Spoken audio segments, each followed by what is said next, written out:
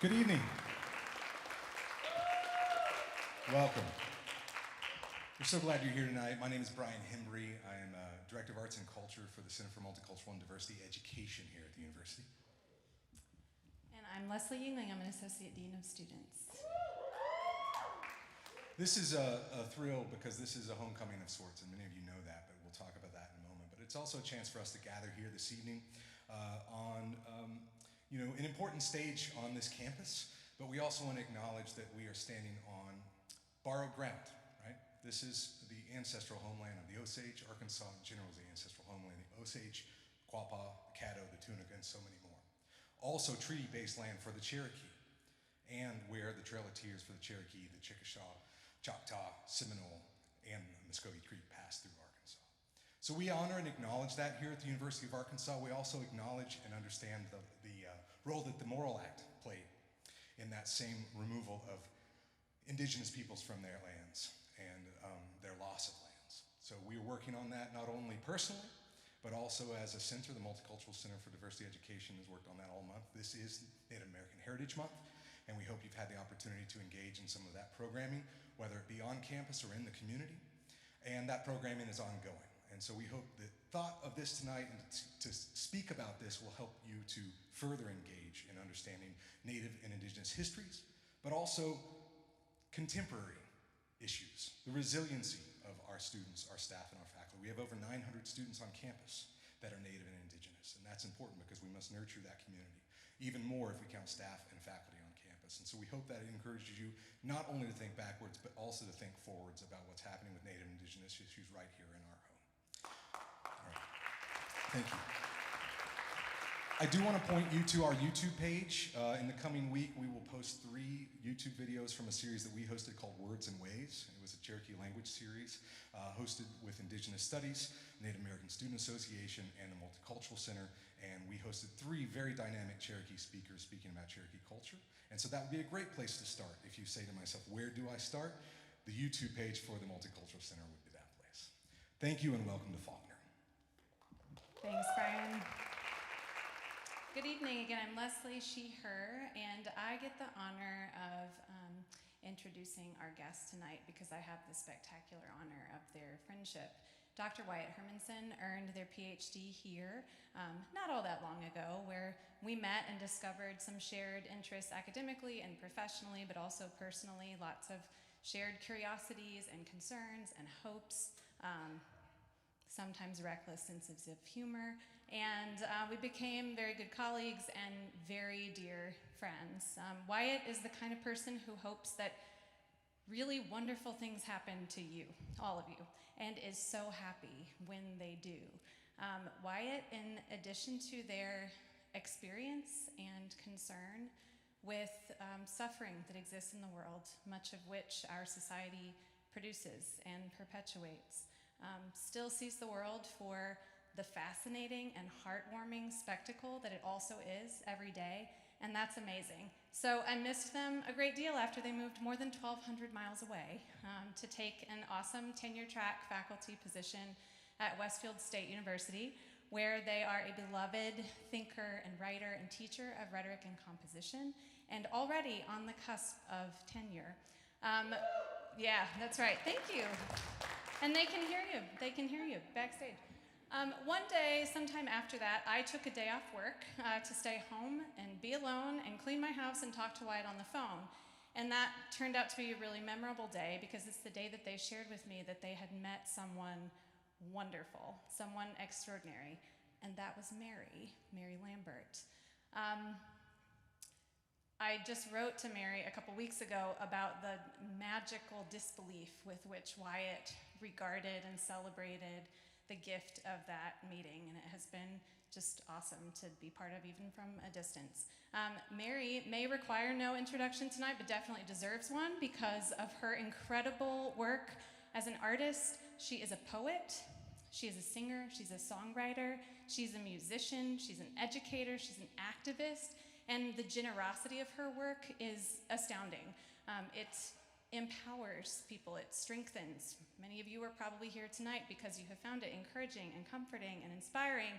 A young person in my family whose name is Sky, and I think they're watching our live stream from where they live in Massachusetts, when they found out about this, hey Sky, when they found out about this program tonight, they sent me a picture of a tattoo that they have that is an actual quote of Mary's.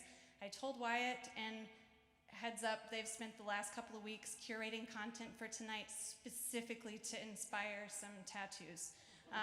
So, run, don't walk. Wyatt and Mary together, what a powerful couple of goodwill ambassadors to the world they are. If you follow them, if you listen to their podcast, the Manic Episodes, you can find it wherever podcasts are found.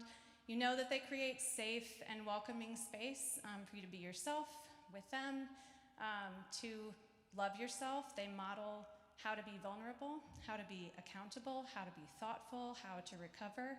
And the way that they encourage each of us to love ourselves is, I think, just a piece, one expression of their radical love for humanity. So I need to acknowledge that while we usually talk about hosting programs, tonight I have to thank them for hosting us and welcome you all to welcome each other to this space. Mary Lambert and Dr. Wyatt Hermansen, thank you.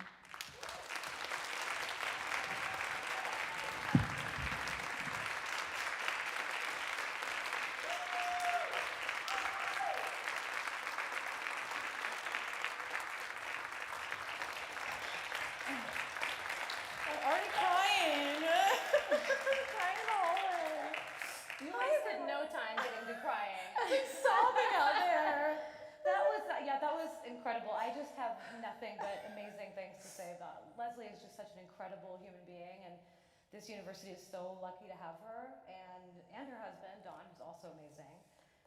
My gosh, the number of amazing things she's facilitated at this university is we sat down together at a meeting and someone around us said something stupid, and we made eye contact, and I was like, she's thinking the same thing I'm thinking, we're going to be very good friends.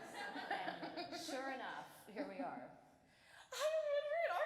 Yes, thank you all so much for coming. My goodness. How does it feel to be back? It's amazing. Yeah. I loved being here. And you are a fan of Arkansas now because we came here on a trip not too long ago. No, we went to the my favorite date night was we went to the drive-in. Oh yeah. And we were staying at this Airbnb, so we pulled all the couch cushions and put the cushions in the bed of the truck. Our rental pickup truck. You rent a pickup truck as like you gays do. as you do. And we went to so when we got our tickets, it was like the best. I don't know, like I'm from Seattle and then live in Massachusetts. We have this like real stink about like the South that like, there's some stink on it. Everybody will just hate me no matter where I go. So when we pulled up to the ticket counter, I remember the girl, giving us our tickets, she said, "Can I say something?" And kind of leaned in. And I was like, "Oh no, what's gonna happen?" And she goes, "Y'all are so pretty." I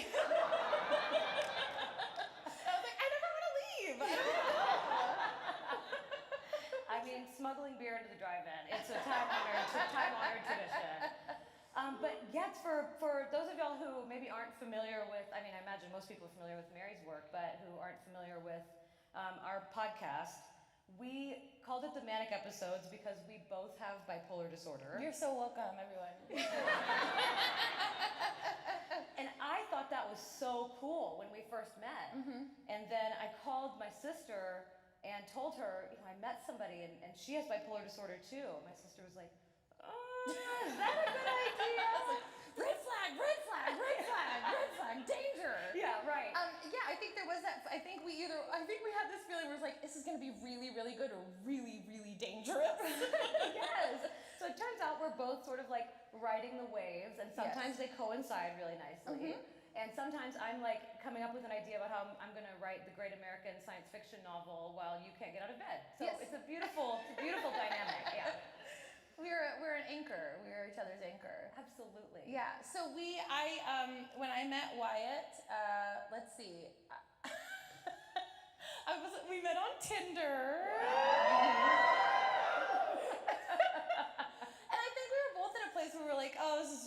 very casual, like going to have fun. And our first date, okay, this is my own sort Feel of. free. You're looking at me for permission. I Go know. for it. I was my own hubris, just assuming that every gay person on Tinder knew who I was. And so I said in my like Tinder bio, I was like, I don't want to talk about work, you know. I'm above this. So we started talking at the bar, and well, first of all, Wyatt came in and was like, hey, I'm not sure what you look like. Would you mind, would you mind standing and waving? I'm like, oh, okay. Sure. If you say so. Yeah. And I'm used to people coming up to me in the grocery store and telling me that they have bipolar disorder. It's just like really, it's like very normal, or like their childhood trauma, as you do. And so I'm just very used to people being very forthcoming and open with me. So we sat down at the bar and we started talking, and Wyatt mentioned something about having bipolar disorder, which I guess isn't something you normally like open up with on a first date. That's normally not like first date banter. No. Normally, no, not over like beer and pretzels. No, not usually. My just disarming charm just got it out. And so when Wyatt said they had bipolar disorder, I was like, oh, me too. Of course they're going to tell me that they have bipolar disorder. It was like, of course you're going to bring it up. And you said it so casually, like, Yeah. oh yeah, me too. I was Yeah, like, of course. holy shit, really? That's so cool. What meds are you on? It's like, and we're talking about our favorite bands. I'm like, well, Nick Doll. Yeah. I've heard good things about that one, right? You did Sarah Clown, man? Yeah. So looking back on it now, because I was living in such a bubble from writing I had just gotten, this faculty job, and I was writing my dissertation during your rise to fame, and so I didn't recognize you. I didn't know who you were. It didn't click. So, but looking back on it now, you're like, bitch, I have a hit song. Yeah. That's the first line. That's the first line. Well, also, you're like a bipolar queer Christian. I'm like, how do you not know? You're right in my demographic. Yes, exactly. Also, when you texted me, you were like, oh, that phone number, is that from Washington State? And I'm like, yeah, of course. I'm from. You know everything about me. You've clearly researched and tailored this whole day. I'm just the hubris. It's Yeah. really amazing. So so partway through the day, we're just really hitting it off, and I'm like, okay, I can tell they're a huge fan because they're just like matching everything, like all of our interests, everything sort of aligned. But like, this is still really cool. Like our chemistry is really Vibing. good. I think the kids call it now. Absolutely. Yes. It's like, this is going to be awesome. Yeah. And then there's this point during this time I was dating a lot, and there's always a point in the date where it's like the Macklemore question comes up, how same love, all of this stuff. So you paused and you said, okay, I know you said you didn't want to talk about work, but I have to ask, you said you travel a lot, you have an assistant, and do you have TSA pre-check?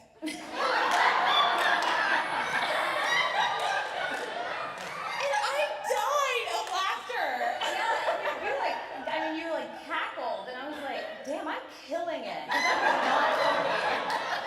And then since you like that so much, I was like, okay, she digs this. So are you more of like a Hudson News gal, or like when you're at the airport, where do you prefer to get your smart water, And I was like, I'm just killing this day. It was perfect. It was. And then but it did reach to a head. So I should give some context. So before, about 2 weeks before we went on this date, I had dealt with a really intense stalker. So it was a very scary time, and my trust walls were up, or down. My trust. Oh, I had my guard up. And you came over to the house, and we were playing Scrabble, and I have never had somebody be close to beating me before. I'd never experienced that before. I played competitively. I don't know if you know that.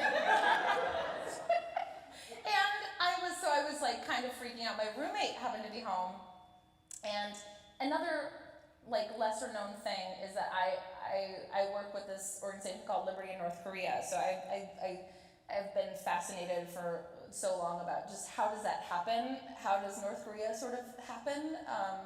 And what is sort of the psychology of all of it? What is the history of like how this hermit sort of kingdom came to be. So I had a ton of books in my house. And my friend, my roommate, she knew that I was really interested in it, and I never really talked about it on any sort of interview or anything. And I realized I did talk about it in one interview like 7 years ago.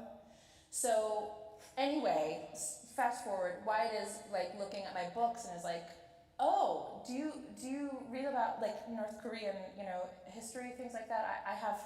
I have all of these books, and I also have, and then mentioned a book that I had never heard of, and I was so shocked that I was like, oh my God, Wyatt has watched this interview from 7 years ago, and tailored this sort of question.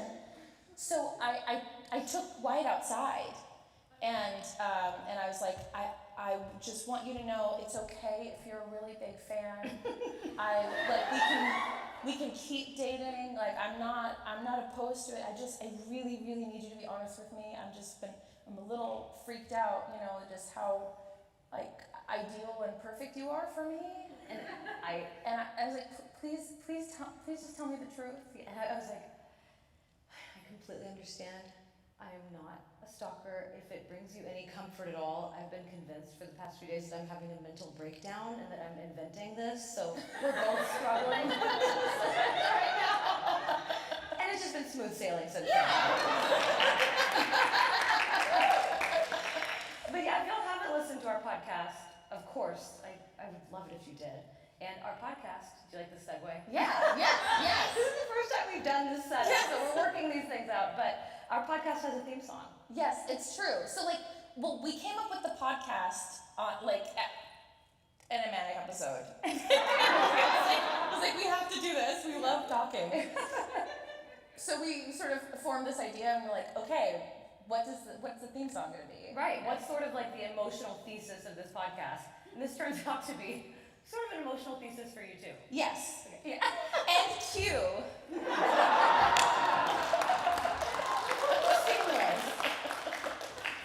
This is our variety show. Wyatt's gonna juggle flaming, rings.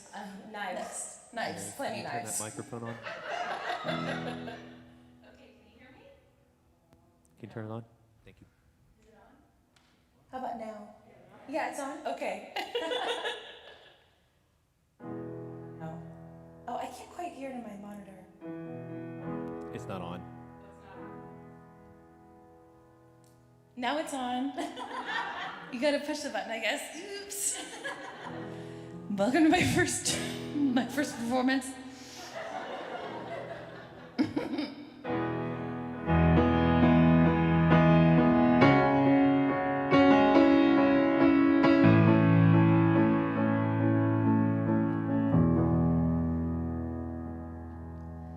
Keeping my head above water is all that I know how to do.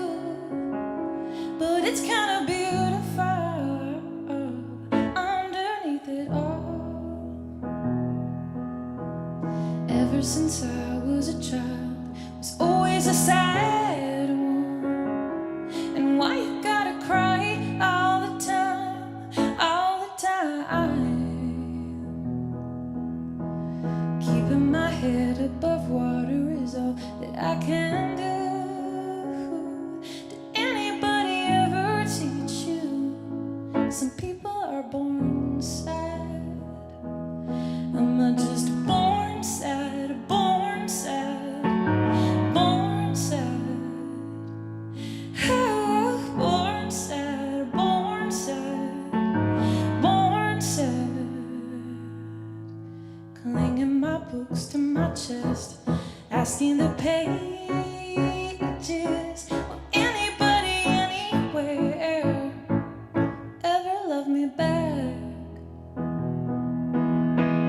I got some secrets that keep creeping out in my sleep, asking my good God, will they ever go away? Am I just born sad, born sad, born sad?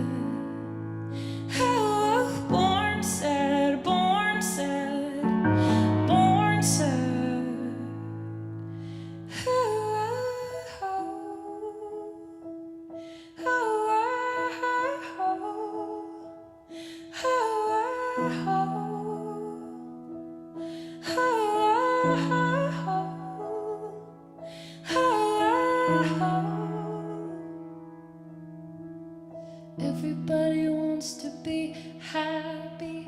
Nobody knows how to do it. Everybody wants to be happy. Get out of bed. You gotta get out of bed. Sometimes I don't get out of bed, but I'm crying and laughing at the same time. Crying and laughing at the same time. Crying and laughing at the same time. Maybe I'm born sad, born sad. Maybe I'm born sad, born sad. Maybe I'm born sad, born sad. Maybe I'm born sad. Maybe I'm born sad. Maybe I'm born sad.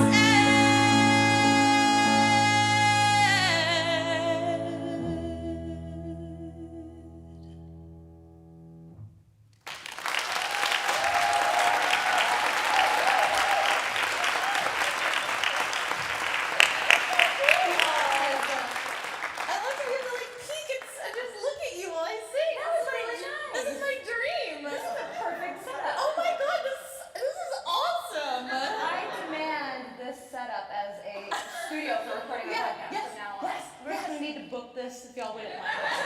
Are we moving? Are we moving We're this? moving. Let's do this.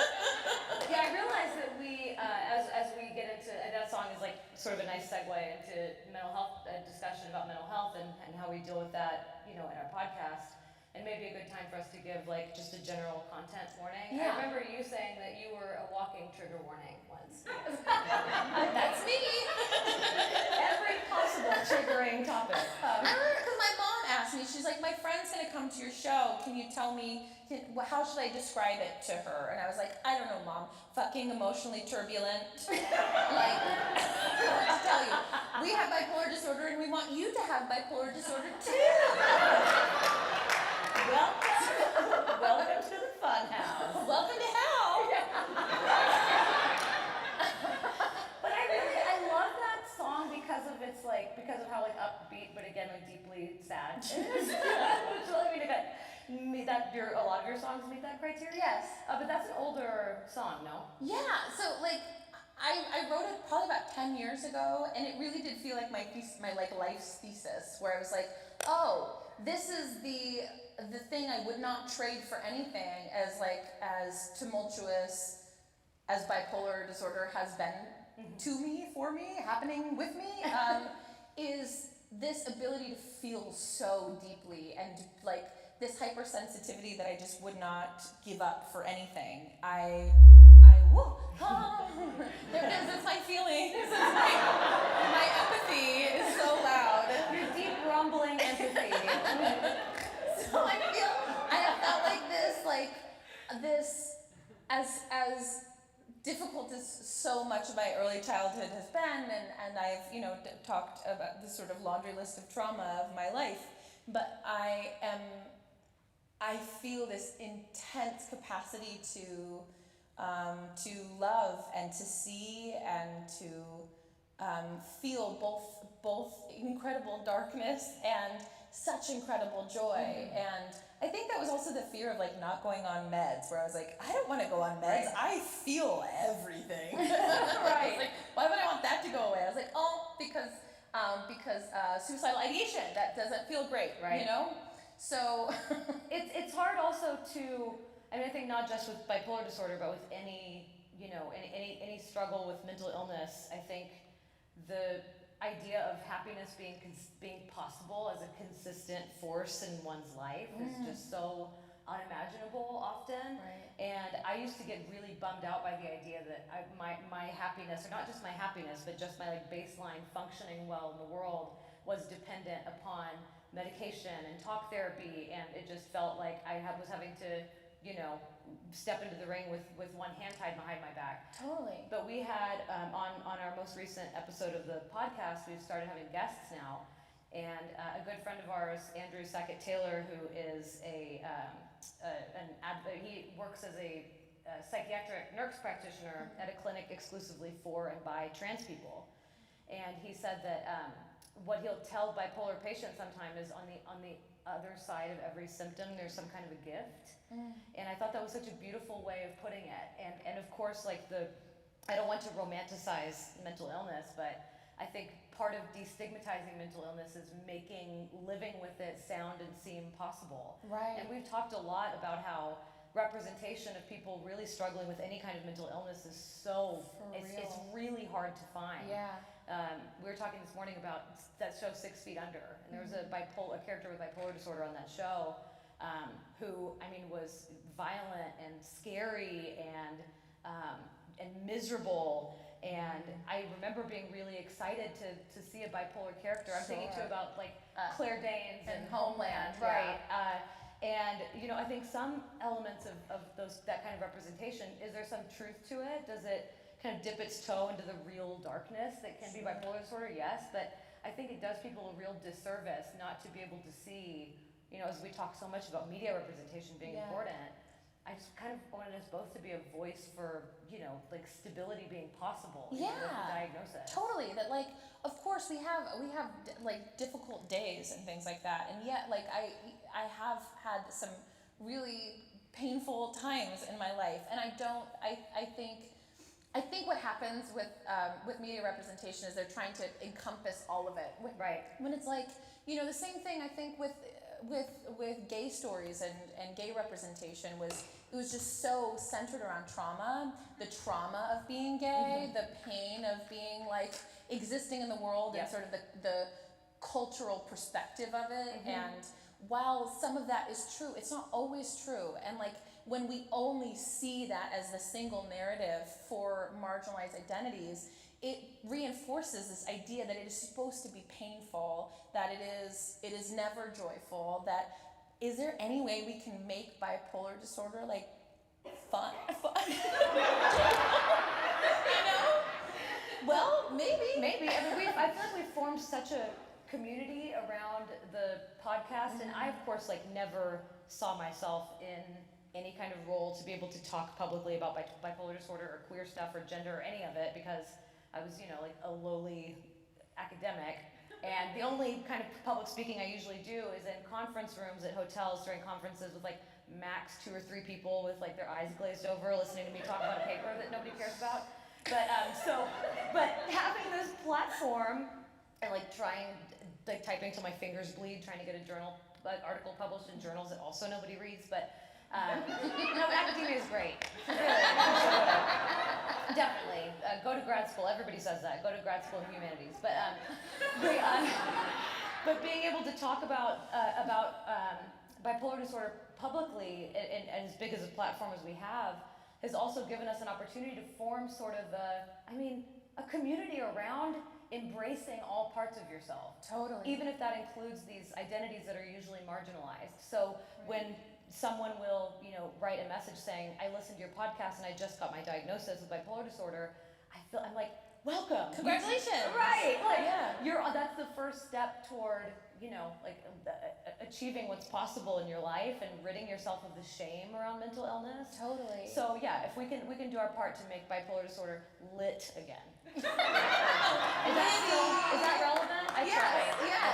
Okay, I was in Nashville on Friday, and I don't recommend it.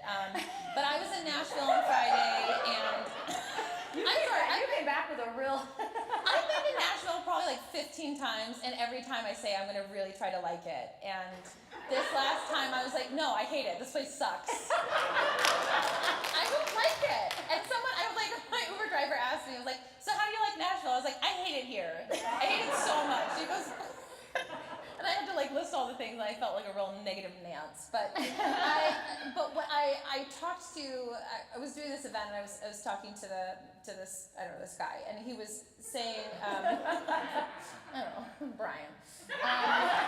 His name was Brian. This is going so weird.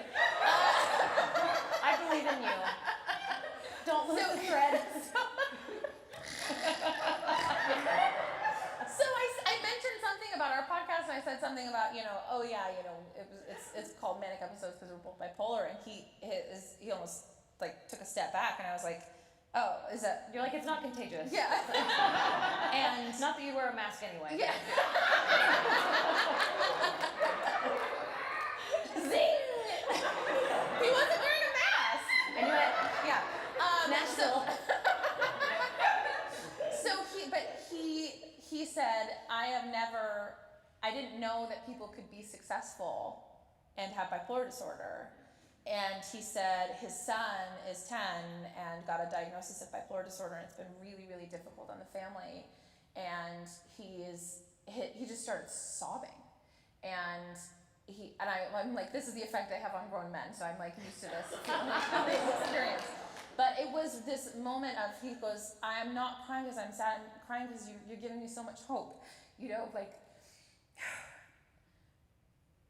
when we aren't able to see an example of who we are in the world, then we don't know it's possible. You know, like it seems our limitations of who we can be or what we can aspire to do seem like very finite until you see somebody else do it. I didn't know that I could be a performer, and I saw like someone like Adele on stage, and it just like it changed my life. I was like, oh my God, I could do that someday. And it's just a really special thing about representation. And I think that's the whole focal point of so much we talk about is about shame. And that's what happens when you you bury parts of yourselves because you're ashamed, because the world has taught you to feel shameful about things that are totally normal and that so many people experience.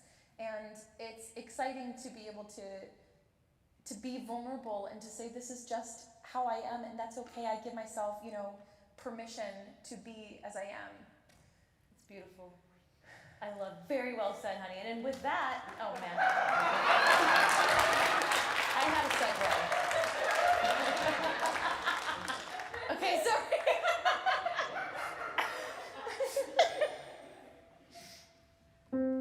I used to start my concerts off by saying, "You ready to cry?" But are you ready to cry?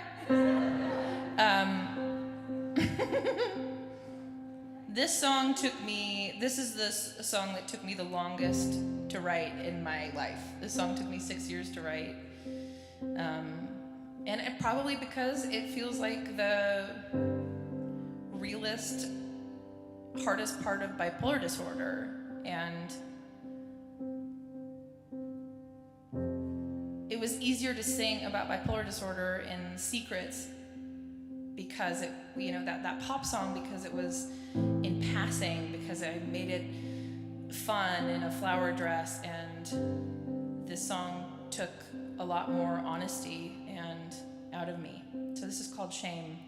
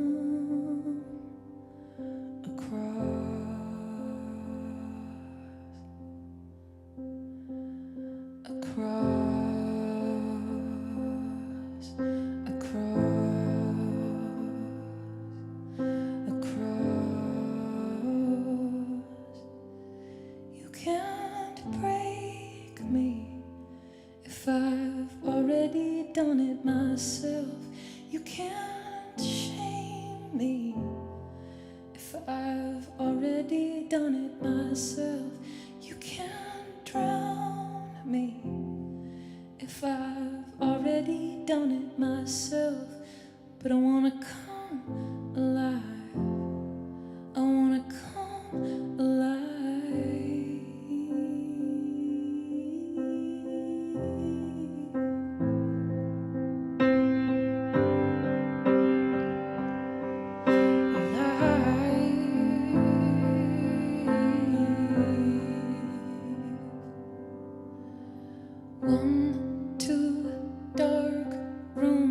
Does anybody know the way out of here? I planted roses in the backyard, don't remember why. 1, 2, forget the language of memories, the nouns, the hurt. I'm not a person, a place, or a thing.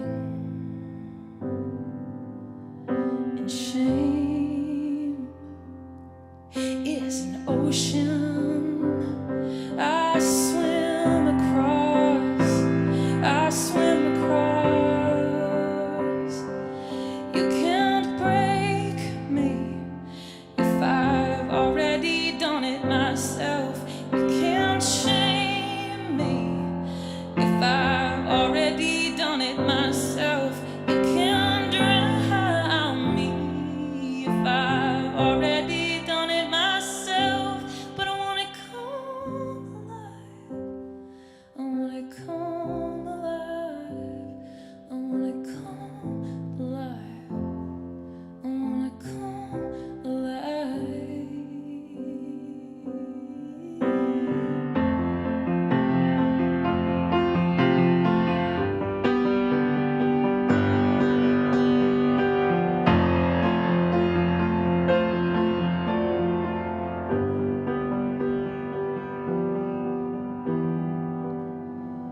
If I hate myself enough, I can call it kindness. If I hate myself enough, I can call it kindness. You can't break me if I've already done it myself. You can't shame me if I've already done it myself. I don't wanna come alive. I wanna come alive. I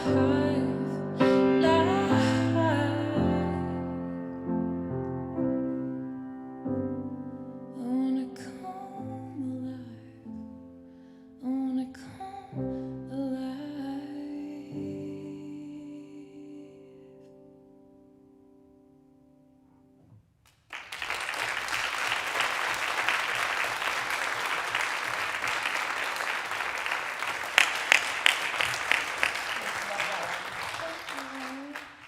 I never get tired of hearing that one. I never get tired of hearing any of them, if I'm being honest. None of them. There's sort of like an accompanying story, I think, to that particular song, but also like as I think about shame in general. So like, you know, I've been doing a lot of stuff with body, you know, fat liberation, things sort of like that. But I think that shame is sort of this overarching theme for, you know, for marginalized identities, for like Right. marginalized bodies. Like it's really difficult to exist in the world and not feel bad about yourself. Yeah. You know, there's a very specific, like, you know, default body, person, brain that we think is supposed to exist, and if we don't fall within that, we feel really bad about ourselves. So like when I was 18 or 19, I had a car, which was very exciting, and due to my some early childhood trauma I experienced, I'm pretty forgetful and generally just like don't remember things. And this was before the push unlock, the buttons.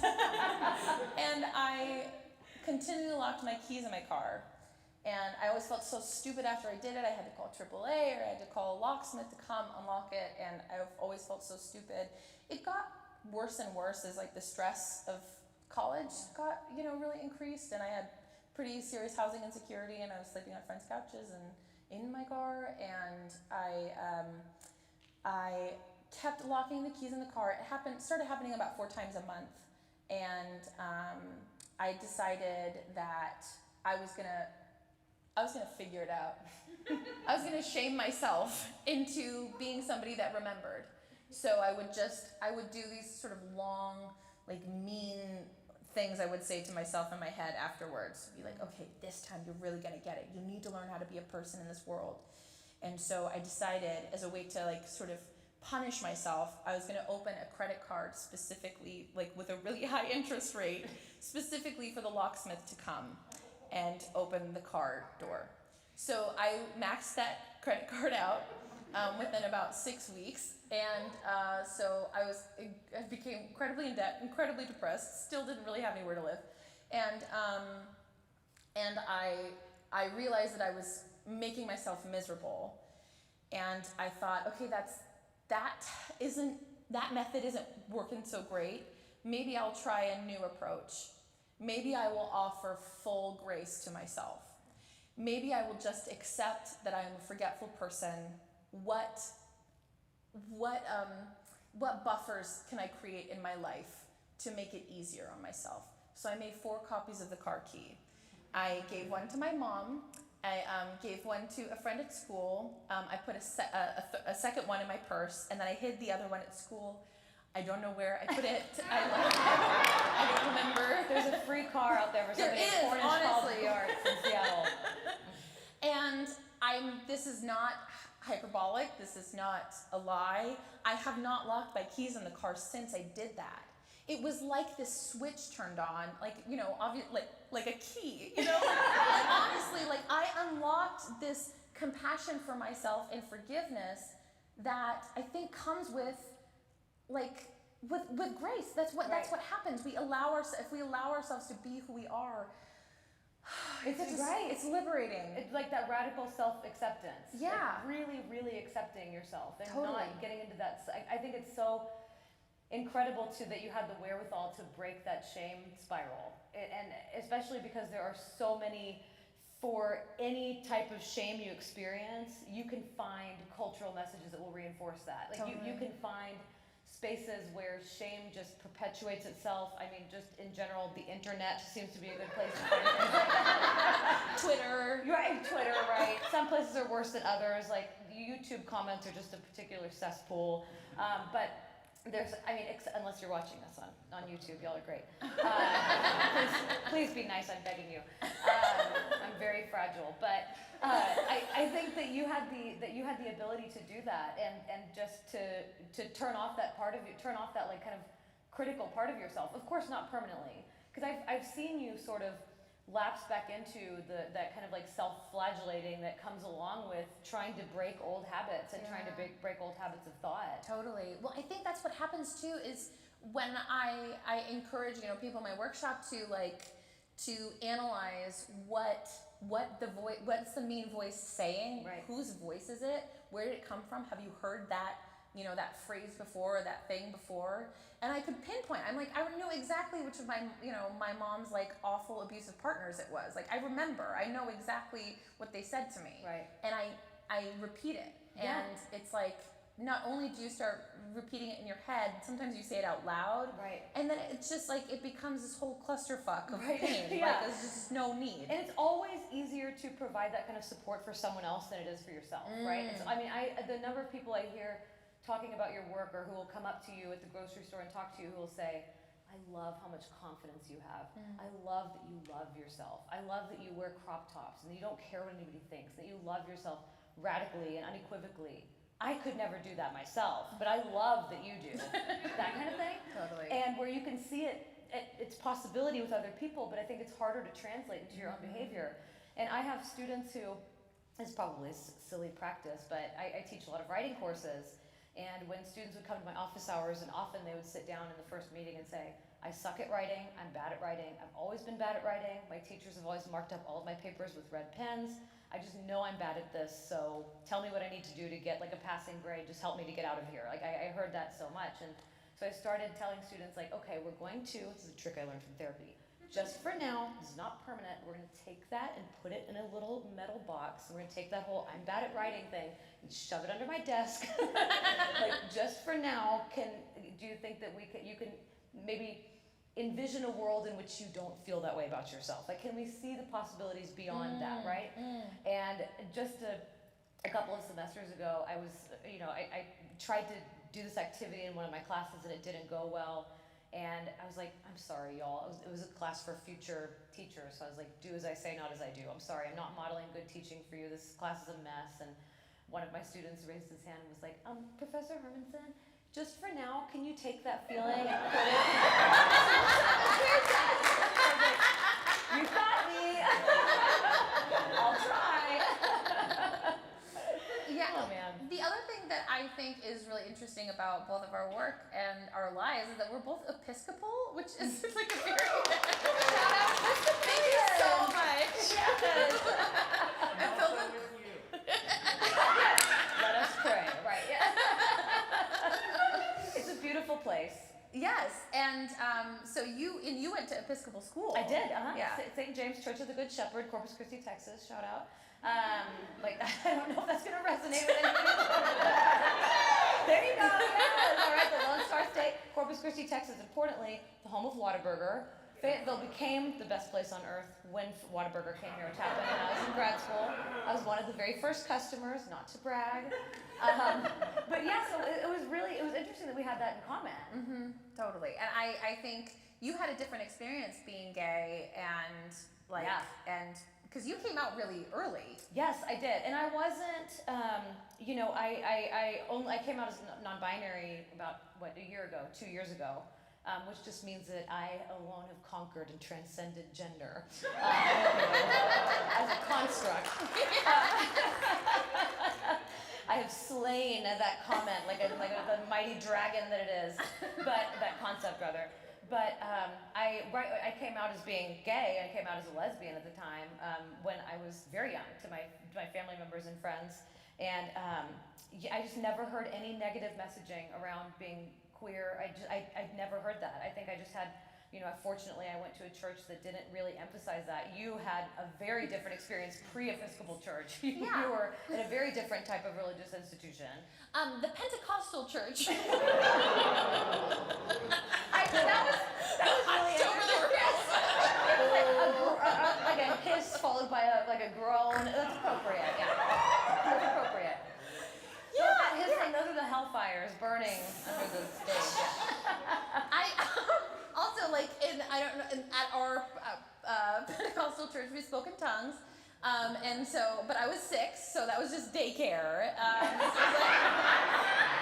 But I was like rolling around on the floor, I was like, is this what we're doing for Jesus?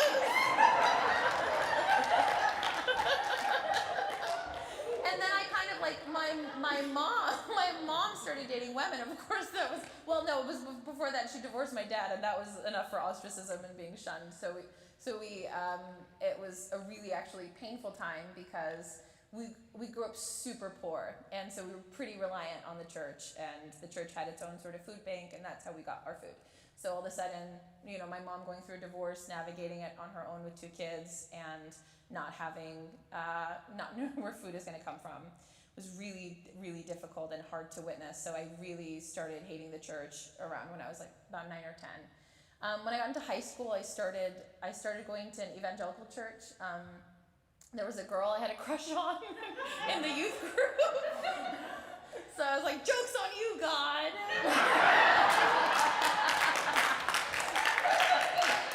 Pull one over on you. And there's always that part in in like worship or like, when a band's on stage and you put your hand up for God and you're like, pick me, Jesus. But I think it's that you're feeling the Spirit, But I remember, like, she was standing in front of me, the girl I had a crush on, and my hand was up, and I was like, praise the Lord. Because I was looking at her butt. And all of it was totally, like, I had gotten to this place where I was like, I know that I'm gay. Like, not to invoke this, I can't change, I know I'm going to be this way. But, like, from what I understood from the evangelical church I went to Mars Hill Church in Seattle, Washington, which now has I think there's a whole podcast about how awful it was. And I still haven't listened to it. I think this is still some trauma still from that. But I think I had this experience where I was like, oh, it's totally fine to be Christian and gay, and then this switch came on, and I remember I was sitting in church, and Pastor Mark Driscoll said, I remember like it was yesterday. It was just so burned in my head. And he said, "We love gay people. We want gay people in this congregation. You know, we accept gay people. But if you participate in homosexual activities, know that that is a sin." And I participate in homosexual activities. Those sound cool. By the way, You're like, it's not an activity, it's an Olympic sport. I'm not committed to this. yes. Mhm. Yeah. It's Yeah. not a hobby, okay? we're professionals. So I remember after that service,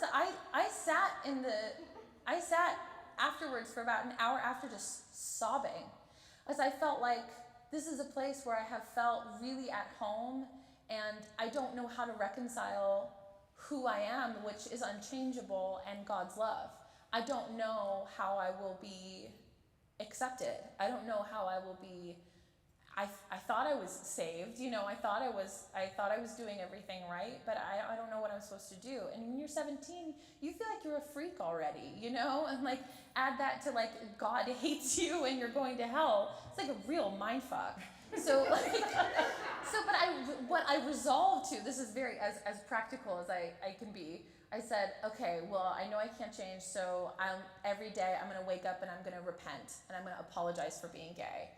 And so I was like pursuing this relationship from the girl in the youth group, and that's what we would do. We would pray every morning and apologize for being gay and sort of go on about our lives. But I didn't realize what like an emotional, shameful effect it was having on me. That I really did feel like, well, I know this is bad. I'm not supposed to be doing this, but I don't know how to not be anything other than that. And it just was really painful. And I think there was a moment where I was like, this feels made up.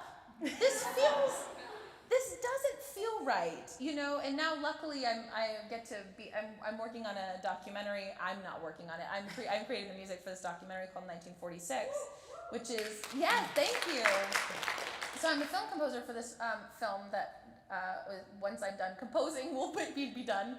But it's about the first time the word homosexual entered the Bible, which I thought was ancient. No, it's 1946. That's when the first time the word homosexual entered the Bible. So I think I watched this documentary called For the Bible Tells Me So when I was about 17, and it changed my whole perspective. It made me feel like, oh, I can still be a Christian. I have to be really selective about what communities and what churches I go to and where I feel safe.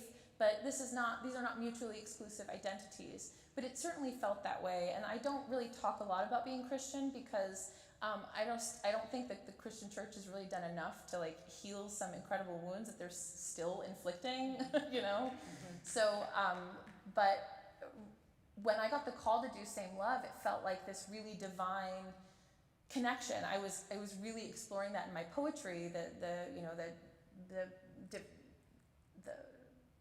what felt like contradictory lives.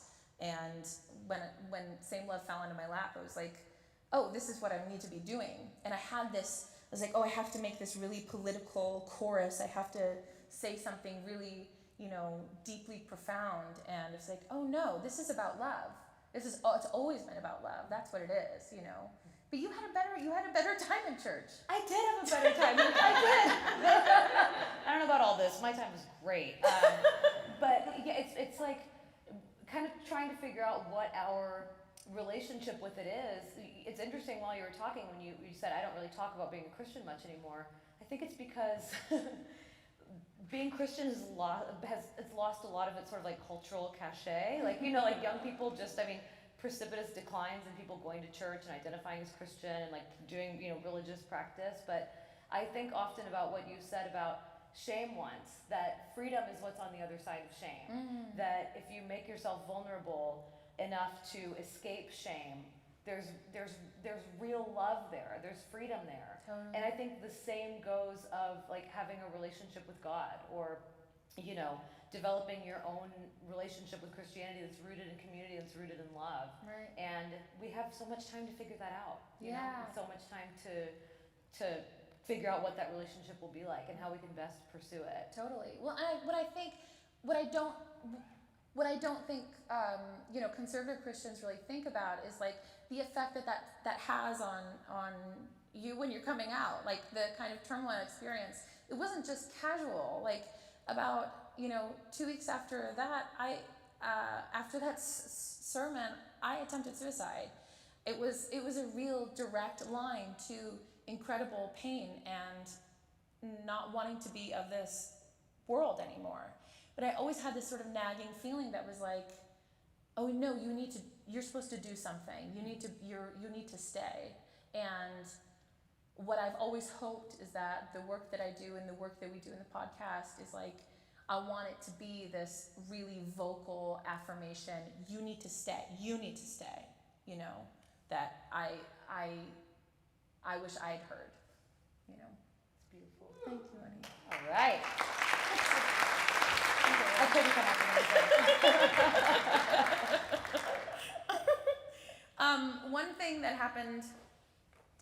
One thing that happened to me at church was that a girl after I come out, she said, "How can you be a Christian and like girls?"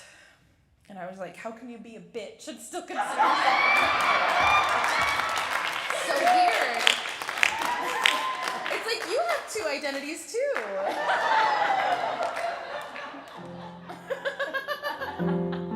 We thought it would be really fitting to play this song. If you're here with someone that you like or love or remotely care about, this is a really good song to cuddle to.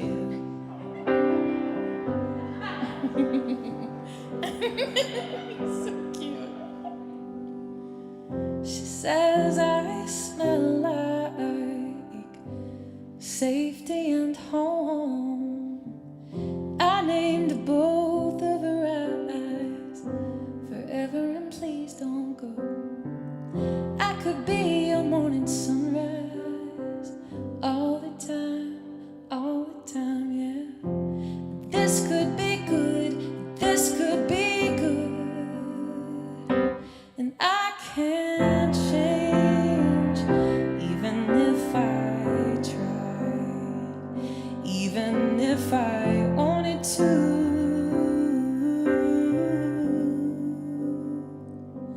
And I can't change, even if I tried, even if I wanted to.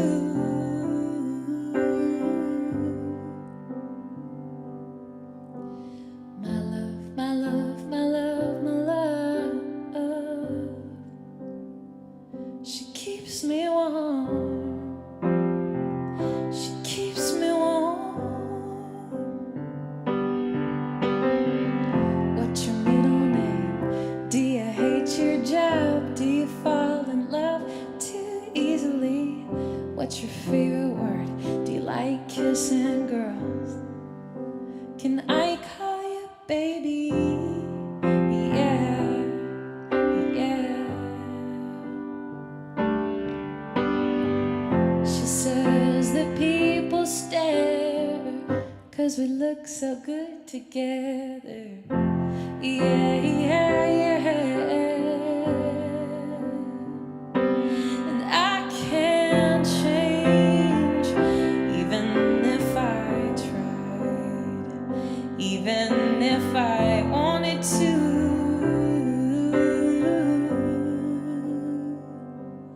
I can't change, even if I tried, even if I wanted to.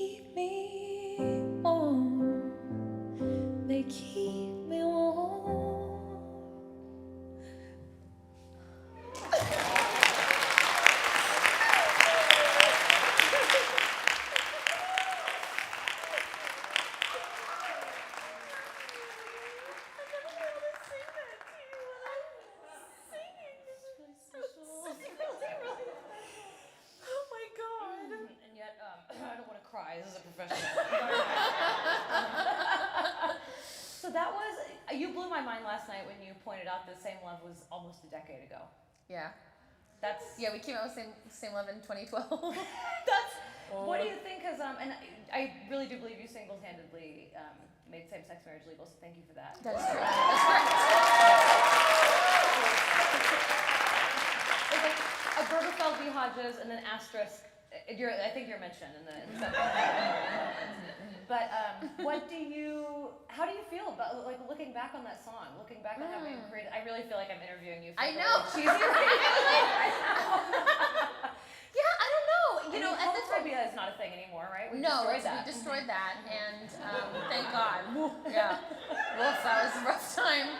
But I remember, when I was holding hands with my girlfriend. Let's see, it would have been like 2008. And like someone like threw a lit cigarette at us. Like it's a very different time. Right, yeah. You know, and I know like there are still pockets of you know, the country and of course the world, you know, where it's like it's not over. Right. Yeah, right. I mean, But it persists and it just feels like it springs up in different forms. Like the place that homophobia used to hold, like the place that hate held in people's hearts, it feels like it's this hydra, and now it's sprung up as like, you know, this as transphobia and as, you know, this sort of, you know, or even, I don't know, I think somehow people have like doubled down on, you know, they're like, oh, I'm not allowed to be homophobic anymore? Great, I'm gonna be 150% racist. Like it just feels like people like take this hateful energy toward marginalized groups.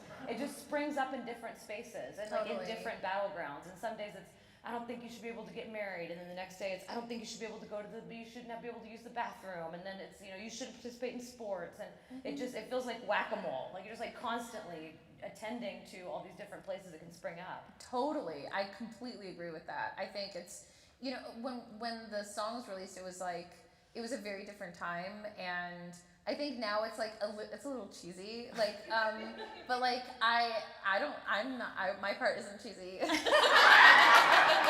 You always get a pass. I always do. Every once in a while on Twitter, somebody will be like, man, Macklemore's verses and that are, but Mary Lambert didn't do anything wrong.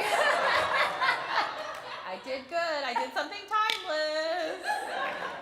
But I really think people, like, they forget the sort of context of like when that came in. Like, it wasn't legal. Yeah. It wasn't legal. We were really fighting for something. There were radio stations that refused to play it. You know, like it was still a time, and this wasn't that long ago, but it kind of was. Right. Question mark. What was it like for you? Again, I'm back to like. I know you're interviewing me. What are you doing? But what do you? You've reflected with me a lot about what it was like for you to emerge in the public eye. And you told me that being queer wasn't actually, like being publicly queer was not actually the biggest of your concerns. No, that's so true. So after we did Same Love, I released my music video for She Keeps Me Warm because people were like, hey, will you perform Same Love at your shows? And I was like, I won't. I don't know how. So I created that song sort of around it. And when we released the music video for it, I was like really excited to play the main character, you know, that's falling in love and have this sort of like, you know, queer love story that I had never seen before. I was really excited to play that part, and I realized the thing that I was most concerned about at that point was like, oh, I'm not worried about a hate crime, or I'm not worried about this sort of the negative feedback about being gay. I'm worried about, you know, negative feedback because I'm fat, and that there was, it still feels something that persists, you know? Yeah. And that was just something that kept coming up for me, which is like, people accept me as I am, but as long as you're healthy. Right. You know? There's always some kind of, there's a kind of caveat. Yeah, totally. It's like you're not allowed full self-acceptance. There has to be some kind of fine print. Totally. Yeah, so I mean, in reflecting on, I guess some of the body stuff that I've gone through, and what I'm doing now is so radically different than what I was doing 10 years ago. I felt very body positive when I was in my early 20s, and I didn't realize that there were conditions. There was conditions that I had met. I'm like, I'm body positive up until a certain size, You know, I'm body positive, but if I go over this weight, that's not acceptable. And that sort of conditional self-love is, I think, what we do to ourselves. I think it's another way to punish ourselves. And I grew up and I went to Weight Watchers when I was 12, and I went with my mom, and I don't blame my mom because my mom's mom, I'm sure, took her to Weight Watchers for whatever was at the time, or a sort of diet. So it was just a constant sort of thing, you know. I think because of the body positive spin that's now happening, I feel like sometimes there's this dual relationship to shame, where it's like, my body is bad and I did bad here, and because I don't think I'm beautiful, now my brain is also bad. So I'm bad at being body positive and I'm failing too. So this feels like you're just failing in all the ways, you know? Right. But I think, like, that's what companies love. They love that. They love it if you hate yourself. They make a lot of money that way. It's mega profitable, I think, Yes. to instill that kind of paranoia and that kind of insistence that however you are in the world is not the best possible way that you could be in the world. Totally. And I think that's true, I mean, in so many different ways. And I've learned so much because Mary has been, over the past, 6 months or so, facilitating this workshop where she spends just a few weeks with people over Zoom. Like, you're just absolutely shattering fat phobia. It feels like you are trying to deprogram fat phobia in all of the different pockets it can reside.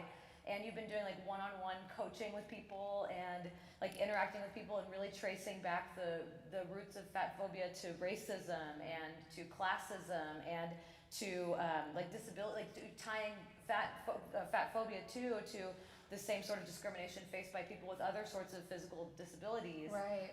And just kind of listening to you dismantle that, I feel like I've learned so much about how systems of oppression are interconnected. Yes. And how you just the courageousness with which you talk about your own experience. Like hearing people, I'm not trying to eavesdrop, but sometimes I'll hear somebody you're on a call with saying something like, you know, I just went and bought like a bathing suit for the first time. I bought a crop top for the first time. I'm not ashamed of my body. I didn't weigh myself 3 times today. Like it feels like these little steps that you can do to try to like slowly deprogram yourself of, I mean, that makes it sound very simple. Totally. But to at least begin the process. Absolutely. Well, because I think what we experience culturally is that there's like diet bonding. Like we like the pursuit of thinness is what we're supposed to do. And like why would you not do that? That's the thing that you're supposed to do. Why would you not be in pursuit of thinness? Why would you not be, you know, pursuing intentional weight loss? And it can feel really isolating once you sort of step out of that and begin sort of the anti-diet mentality.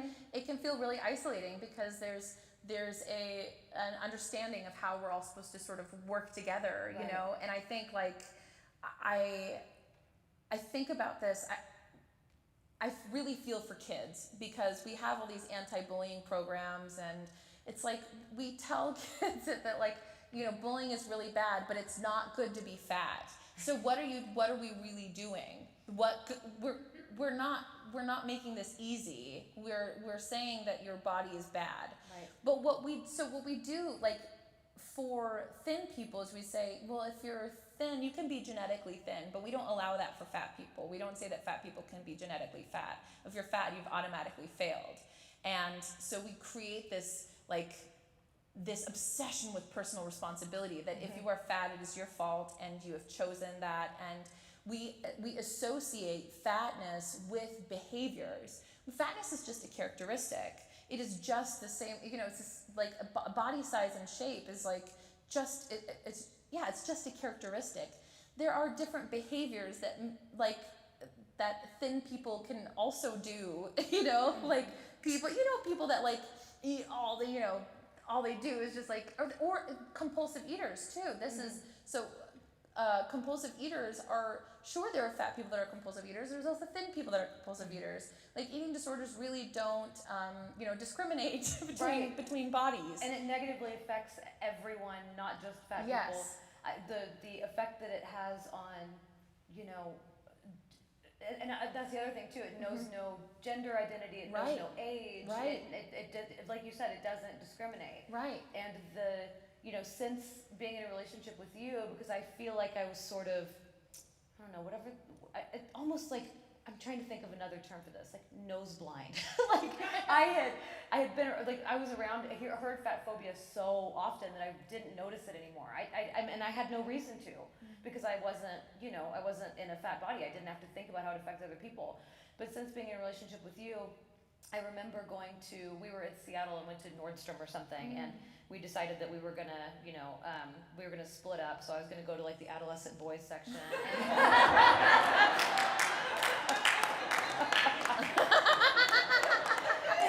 And you were going to you'd be a lady, and I remember I got done looking at clothes, and I was sitting having a drink at the little cafe, and you came up to me and you'd been crying, and I could tell that you'd been crying, and you were like, there's nothing here, I can't wear anything here, and the plus size clothes here are like crammed into this corner, and they're really ugly, and like you were like, it made me feel bad just to seek that out. Yeah. And then I started paying attention to the number of like fat phobic jokes that I heard that were just okay, that people would make in mixed company, even around fat people, even around differently abled people. And I don't think that people really make that connection that, talking about or stigmatizing bodies and talking about bodies in that particular way has such a harmful effect that like radiates out, And I feel like I've internalized it in ways where it's like, I don't know, there's Halloween candy on the table the other day, and I was like, oh, get that away from me, And I was like, what am I talking about? I don't feel this way. Where did that come from? Right. But I remember when I was kind of looking at dressing in a more masculine way, and I was shopping for clothes, and I was looking for like advice on some weird old website about how can I, as someone assigned female at birth, how can I appear more masculine? And I found this website, and the first thing that came up was this article that said, well, if you want to look more masculine, the first thing you have to do is lose as much weight as you can, because that's what will, like, your hips look feminine, obviously your breasts look feminine, and the way that fat is distributed. And I didn't go down that rabbit hole, but I felt that tickle of like, oh, yes, right, losing weight, that's what I should do. That's the key to happiness, that's how I'm going to be my best and fullest self. And losing weight is always good, right? Like I felt that pulling at me. Totally. And it seems so seductive, too. Totally. Seductive is the perfect word for it, because I think for a lot of us, weight can fluctuate throughout our lives, but the kind of compliments and kindness and attention and sexual attention we get when we lose weight is like really addictive. And inversely, when we gain weight, if we are in a bigger body, it is so painful to lose that. Right. And so when I think people associate, like, I just feel better when I'm thinner, I'm like, or are you treated better because you're thinner? I realized when I was at my smallest weight, I was chain smoking. I was drinking a fifth of tequila a day. I was not on medication. I was not well, and I am at my biggest I've ever been, and I can run a 15-minute mile right now. I've been running. Yeah. It's really exciting, but it's like also like health is also not compulsory. Like we shouldn't also like it. No one should have to do anything they don't want to do. It's like I just feel like we have so much, we put so much stress on thinness Yep. being sort of this goal. And we were talking about recently about like how arbitrary and weird, like when you think about it, like how arcane weight as a metric is. It's like it's gravity. It's like your body's gravitational pull to the core. No, right. I'm not a scientist, or I don't know. Something like that. But like in Dragon Ball Z, when they go. There we go. And okay. You know what I mean? We got it. But like it is just such a silly thing. Like we're so far. This is 2021, and we're still using BMI as a metric, as something that makes sense. When it's just about height-weight proportion, like really, like honestly, if the goal is to be healthy, because I get it. I want to be healthy. I want to live a long time, and I would like to live a life free of suffering and pain, and that's really where the impetus for all of this work comes to for me. It's like, I just want people to feel better. I want you to feel good. And if you're consumed with food, if you're consumed with thinking about what the next thing is going to be, or sucking in your stomach like at all times, if that's what you're thinking about, you're losing joy. You're like not able to really live a full uninhibited life. And so that's my goal. If we want to change behavior, if we want to like eat in a way that makes us feel better, or move in a way that makes us feel better, then let that be the goal. Let that guide you toward your version of health. But some sort of standard of health for everybody just doesn't make sense. We have different abilities, we have different bodies. That's my MO. And Yeah. I think as we sort of talk about, as we're talking about trans stuff too, the medical community they won't let you get top surgery if you have a BMI over 40. Right. And it's the same for IVF. They won't let you do IVF. So there's all this sort of medical gatekeeping around fatness as well. Right. And yet, as you've pointed out, if you going under anesthesia for weight loss surgery is an acceptable kind of level of risk, right? That's what you can do. Right. Yeah. But I think that the way that you, like the work that you're doing around this, I think is just, it's so beautiful to witness, because it's not just fat people who benefit from it.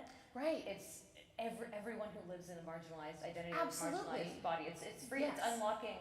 It's allowing Totally. yourself grace and freedom. And you've also like tapped into so many amazing activists working in this field, and people who are really putting themselves out there at like the cutting edge of this kind of Yeah. radical self-acceptance, because you get so much shit for it when you put these ideas, like when you say health at every size is an appropriate approach to evaluating somebody's health. It's like you just get like slammed with hateful comments on the internet. Totally. So people who are advocating for this are really doing a service for so many people. Absolutely. It's because it's the same thing. It's like if the assumption is that when you're fat you're unhealthy, then conversely the assumption is that when you're thin you are healthy. So Right. nobody's getting the care that they probably should, Right. or advocating for themselves, because I'm like, oh, I'm thin, I'm fine, Right, I don't have to worry about any health issues. Right. It's a bummer. Yeah. I was gonna say Is it time? that probably wasn't a great transition. I was gonna say, speaking of a bummer, you want to play a couple of That works.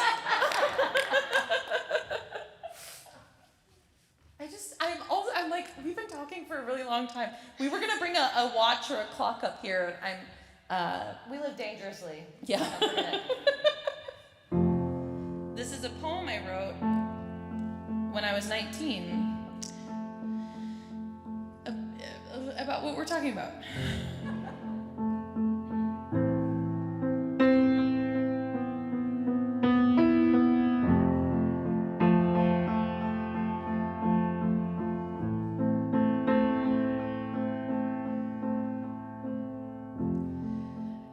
I know girls who are trying to fit into last year's prom dress. I know girls who are low-rise, MAC eyeshadow and binge drinking. I know girls that wonder if they're disaster and sexy enough to fit in. Playing Russian roulette with death, it's never easy to accept that our bodies are fallible and flawed. But when do we draw the line? When the knife hits the skin? Isn't it the same thing as purging, because we're so obsessed with death? Some women just have more guts than others. The funny thing is, women like us don't shoot. We swallow pills, still wanting to be beautiful at the morgue, still proceeding to put on makeup, still hoping that the mortician finds us fuckable and attractive. We might as well be buried with our shoes and handbags and scarves. Girls, we flirt with death every time we etch a new tally mark into our skin. I don't want to split my wrist to reveal a battlefield too, but the time has come for us to reclaim our bodies. Our bodies deserve more than to be war-torn and collateral, offering this fuckdom as a pathetic means to say, I only know how to exist when I am wanted. Girls like us are hardly ever wanted.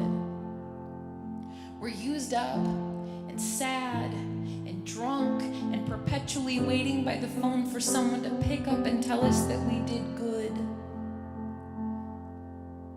Well, you did good.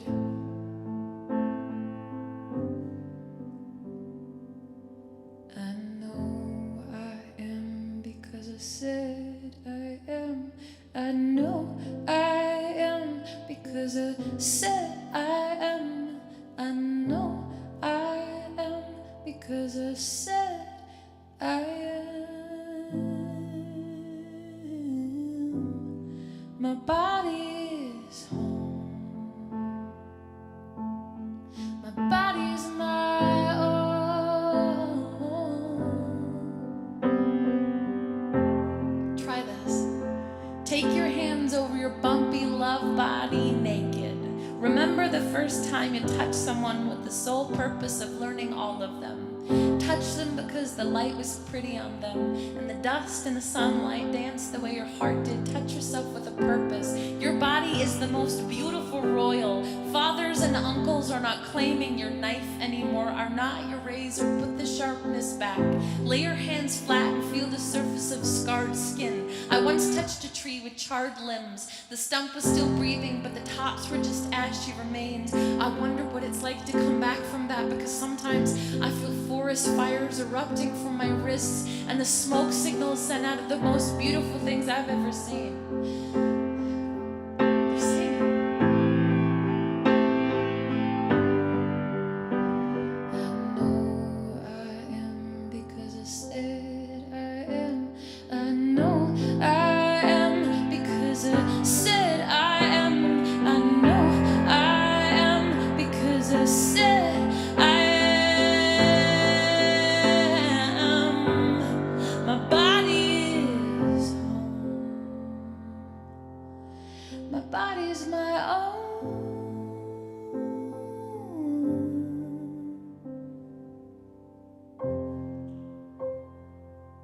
Love your body the way your mother loved your baby feet. And brother, arm wrapping shoulders, remember this is important.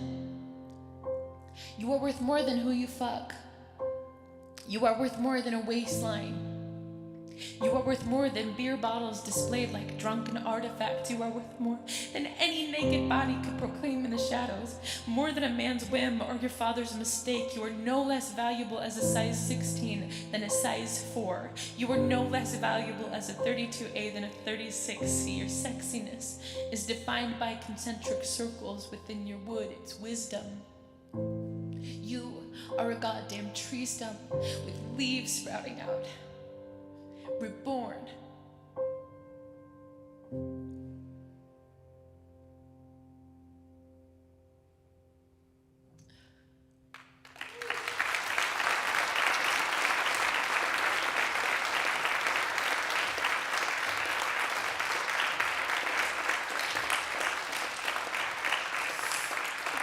Quick safe fart joke. Fart joke. Safe fart joke. How about farts, huh? Oh man, I just flew here from Massachusetts. Boy, are my arms tired. I'm not good at jokes. Sorry, but yeah, so I feel like I've seen you perform that song live a bunch of times, and it seems to be like hitting you harder tonight than I'm like. Explain your tears, please. Yeah, you usually don't have like a decompression therapy session right after Immediately. perform, but I think, I'm really close to this work right now. So I'm working on a book. That's why I think we're talking so much about it. My book is on this stuff. So I'm like, it's really close to my heart, and I just, talking to the people I have over the last year, like one of the people from my workshop, he went to the doctor, and the doctor said he needed to lose 30 pounds, and he tried and couldn't do it, and he was doing really risky things in order to lose weight, and he couldn't do it. So his doctor called him non-compliant and refused to see him.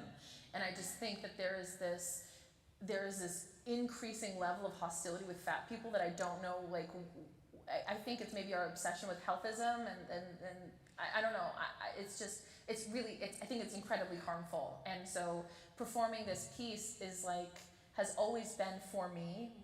This is the first time in my life where I'm like, I'm letting it go from, I am really at the place, I'm really at a peaceful place with my body that I didn't know was possible. I really, really love my body. I didn't know that that was possible. So now when I perform it, it feels like a gift, like an offering. Like I want to imbue this joy that is so possible to you, you know? And I just, it makes me feel divinely connected to you all. So thank you for letting me feel safe enough to perform that, you know, and to feel that.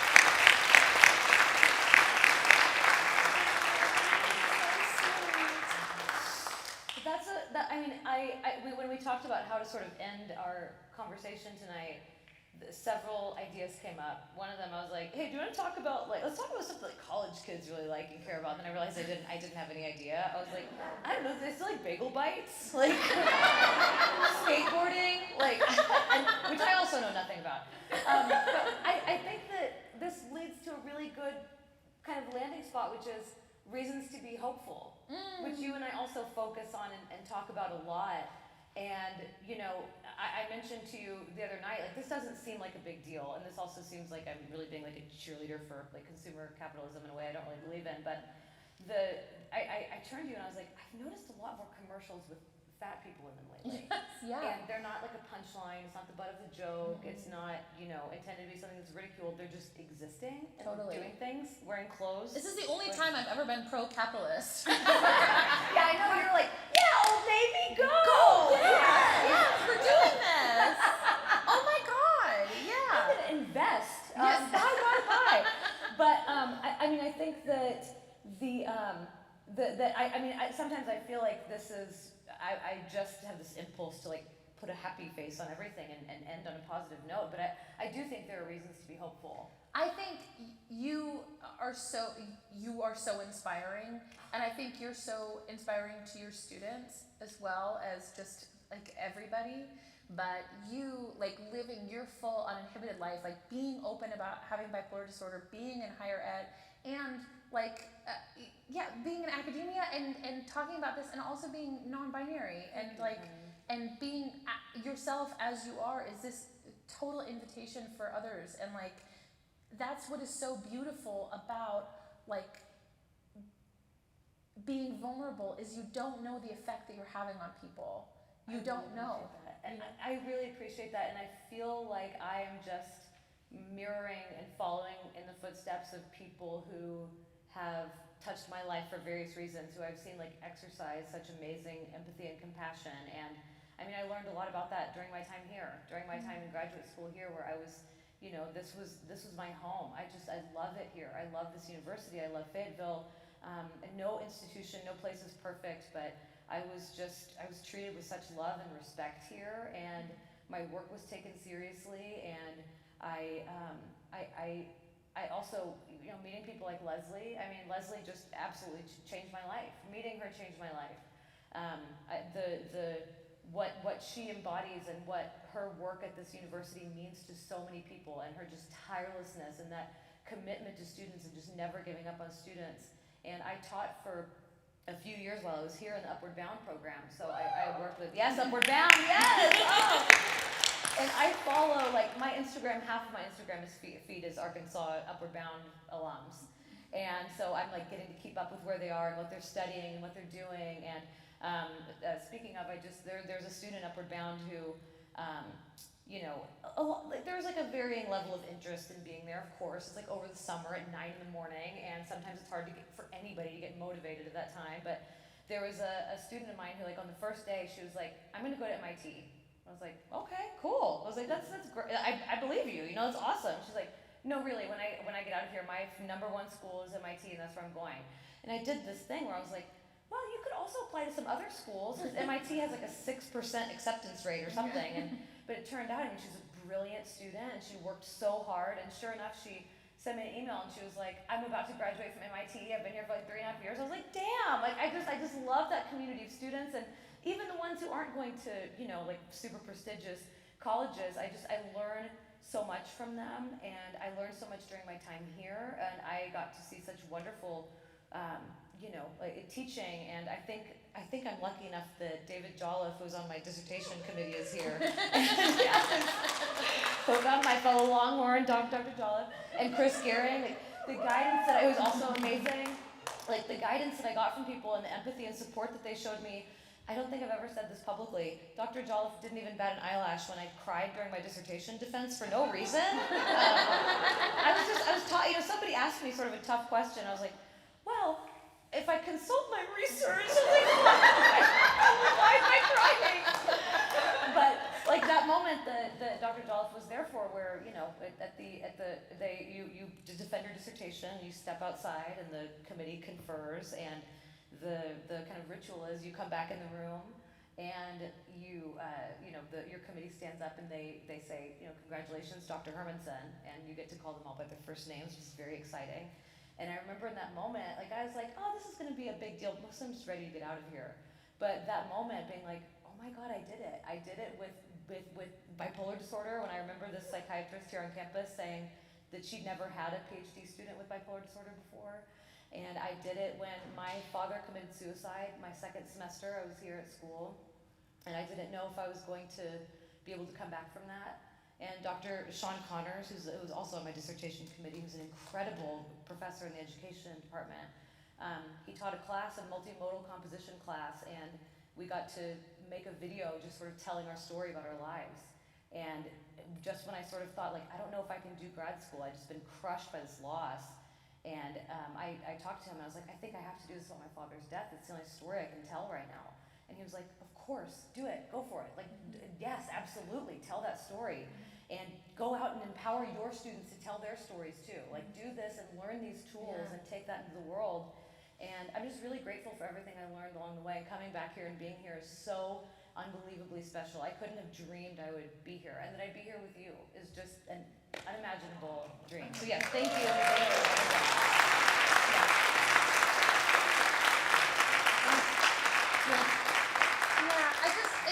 I think what is so beautiful about this and about like what I think we try to accomplish is not just this like, destigmatizing shame and vulnerability and honesty and hope. It's community. Like that's how we survive is each other. Like if we find each other through like our little sort of signals, and feel safe and feel home. It's like that's beautiful. And I'm just so glad y'all are here and I get to say y'all and no one thinks I'm weird. We have something really special planned. We do. We're gonna play a song together. We're gonna do a duet.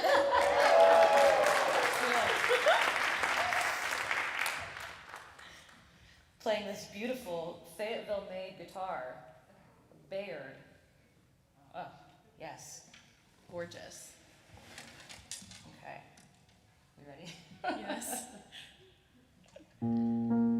I ask you, of course you're ready. I'm never ready. Wait. Okay, I'm ready. Is that a burp? Okay. I belch. It's part of your vocal warm-up. Ready?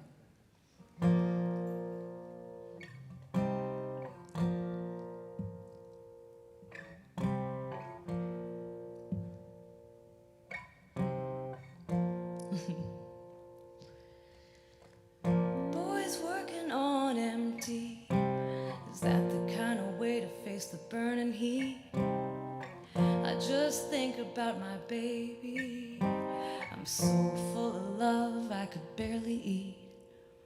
There's nothing sweeter than my baby. I never want once from the cherry tree. 'Cause my baby's sweet as can be. She give me toothaches just from kissing me. When my time comes around, lay me gently in the cold dark earth. No grave can hold my body down. I'll crawl home to her. Boys, when my baby found me, I was 3 days on a drunken sin. I woke with her walls around me. Nothing in her room but an empty crib. And I was burning up a fever. I didn't care much how long I lived, but I swear I thought I dreamed her. She never asked me once about the wrong I did.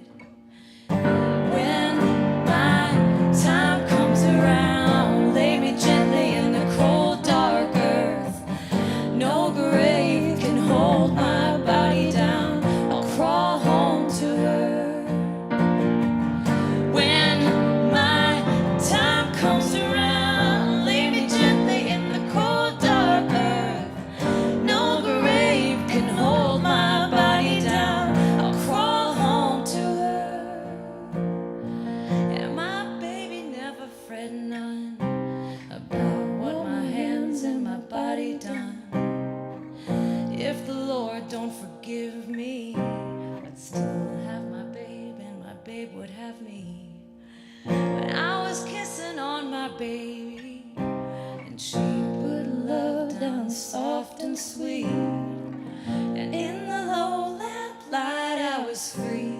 Heaven and hell were words to me.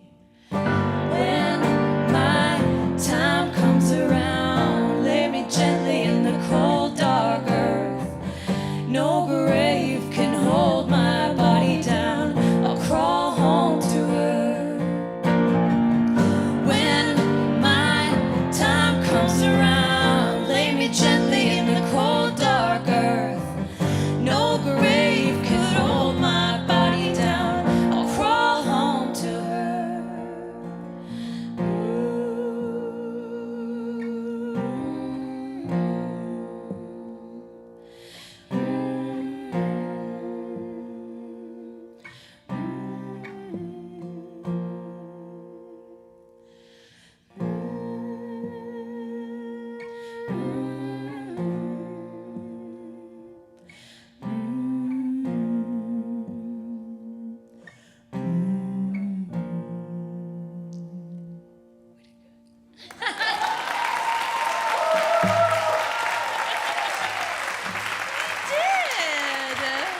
We did a song.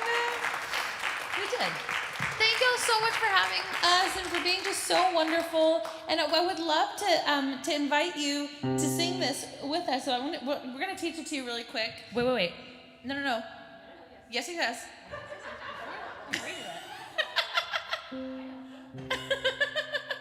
Sorry, live shows, right? So I think you should do that song by yourself, because it's Okay. just such a blast, such a fun song. Hope everybody sings along and dances. But I just have a quick question. What? Could you come here for a second? What? Just a question, just a quick one. Arkansas is a very special place for me. I love it here.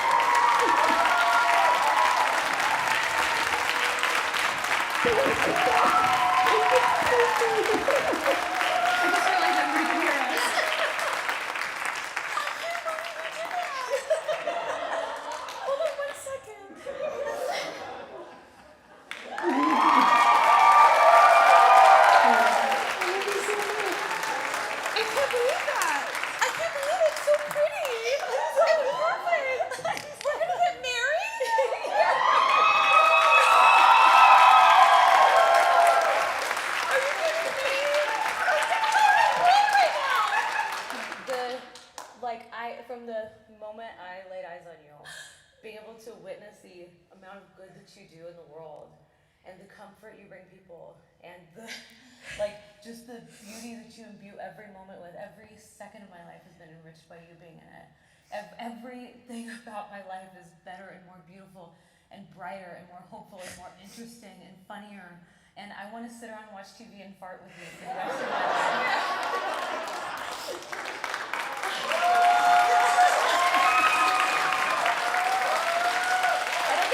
You very often. I don't know if I'm supposed to play music. You have to. I love you so much. I have so much I want to say. Oh, yes.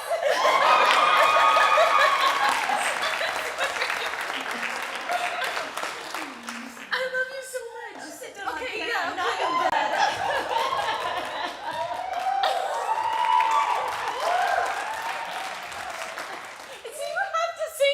Right now. Oh my God, honey. Oh my God, what the fuck?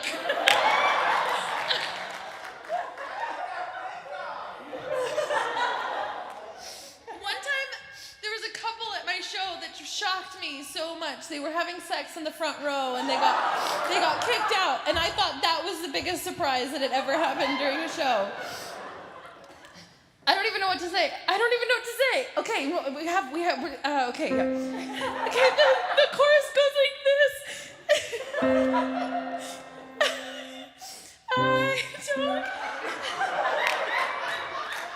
this was a logistical error on my No, it wasn't. I don't care if the world knows. Help me. together. We're gonna get married. We're gonna get married. You asked me to marry you. I love you so much. I can't stop crying. I'm so happy. I talked to several people. One of the most important people in my life, my hairdresser, and we're growing a mullet together, and 'cause I hear they're fashionable. And I said, I'm trying to decide when to do it. We're going to see her family over Christmas, and that would be nice. And I already talked to I already did talk to her family. Of course, I'm Southern. I asked for permission. Of course I did. And so my hairdresser was cutting my hair, and I was like, I've also thought this would be so cheesy though. We're doing this show together in Arkansas. It's the first time we've performed together. I could do there, and she stopped cutting my hair, and she was like, yes. She's like, your whole relationship is like sort of this public spectacle. And I was like, I was like, okay, you know what? Yeah, let's do it. Why not? You're amazing. You're the best thing in the whole wide world. You're the best thing. You're my favorite person in the whole wide world. I'm so excited to marry you. Thank you so much. I did not know that was coming. You really didn't at No, all? you really surprised me. I know we have to move on. I'm sure we're like this, like a 2-hour show. I was trying to figure out organizationally, because I knew this was going to be dicey. Do you like that we're just breaking down what you just saw? Okay. Well, you got to start. I think you start with. No, but I'm teaching them the chorus. Okay, go ahead. Okay, can I just count on you to sing it? Okay, if you don't, I hate you. Fuck you. Like, go. Do sing. Okay. Oh my god. Okay. I love you so much.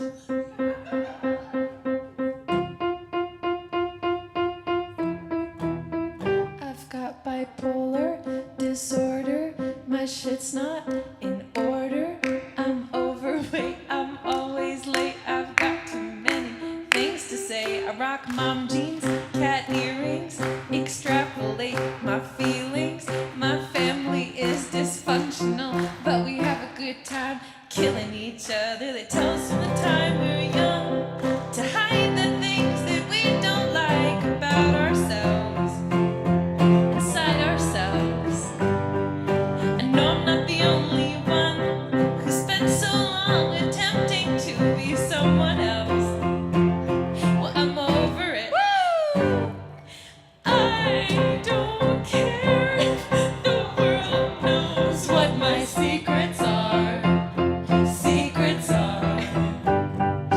I don't care if the world knows what my secrets are. Secrets are. So what? So what? So what? I can't think straight. I'm so gay. Sometimes I cry a whole day. I care a lot. Use an analog clock and never know when to stop. And I'm passive aggressive. I'm scared of the dark and the dentist. I love my butt and won't shut up. And I never really grew up. They tell us from the time we're young to hide the things that we don't like about ourselves, inside ourselves. I know I'm not the only one who spent so long attempting to be someone else.